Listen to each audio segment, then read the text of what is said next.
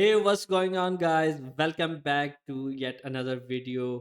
Let me show you quick results for last couple of months from the uh, Walmart store states, as you guys were following the channel.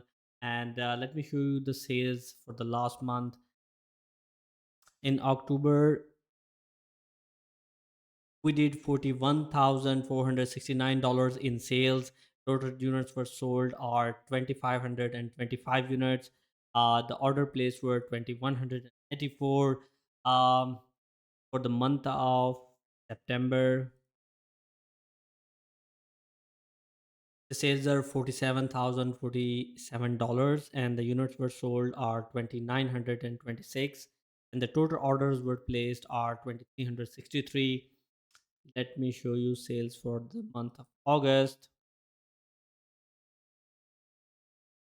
In August, total sales are $44,349.